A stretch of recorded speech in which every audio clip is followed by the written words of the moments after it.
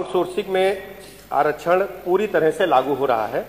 उसका विवरण आपने पूछा, मैं आपको बता रहा हूं।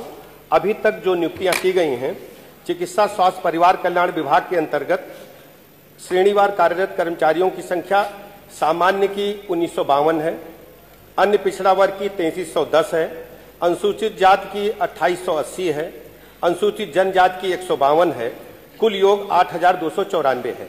राष्ट्रीय स्वास्थ्य मिशन के अंतर्गत श्रेणीवार कार्यरत कर्मचारियों की संख्या सामान्य की 3449 है, अन्य पिछड़ा वर्ग की 2616 है, अनुसूचित जाति की 1771 है, अनुसूचित जनजाति की 23 है, कुल 7829 है।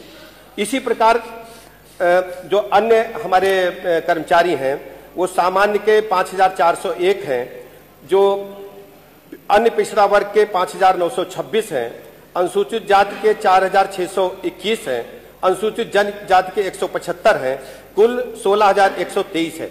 इस प्रकार हम कह सकते हैं कार्यरत आउटसोर्स कर्मचारियों की जो श्रेणीवार प्रतिशत है, सामान्य का 33.49 है अभी तक जो भर्ती हुई है, अन्य पिछड़ा वर्ग की 36.75 है, अनुसूचित जाति की 28.66 है, अनुसूचित जनजाति की 1.08 है। ये अध्यक्ष जी कम इसलिए है, एसटी के कभी कभी हमें कैंडिडेट नहीं मिल पाते हैं तो उनको हम एससी में समायोजित करके काम चलाते हैं, इसलिए एससी का कोटा बढ़ा हुआ है। इस प्रकार हम कह सकते हैं जो आरक्षण की नीति है उससे अधिक हमारी सरकार ने, योगी जी की सरकार ने पालन करते हुए लोगों को आरक्षण का लाभ दिया।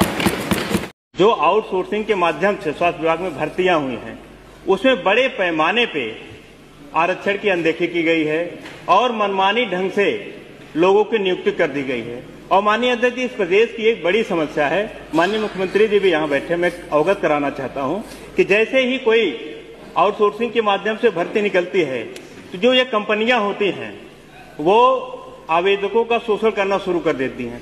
माननीय अध्यक्ष जी, यहाँ तक कि जो नौकरी के नाम पे 3 महीने 6 महीने की एडवांस सैलरी उनसे ले ली जाती है, तब जाके नौकरियां दी जाती हैं।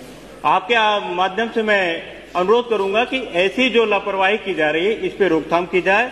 और माननीय अध्यक्ष जी, आउटसोर्सिंग जो कर्मचारियों की पीड़ा को जानना, उन्हें महसूस करना और भी आवश्यक हो जाता है, क्योंकि एक ही जगह पे जब एक आउटसोर्सिंग कर्मचारी काम करता है और एक रेगुलर कर्मचारी काम करता है तो दोनों के वेतन में अंतर है।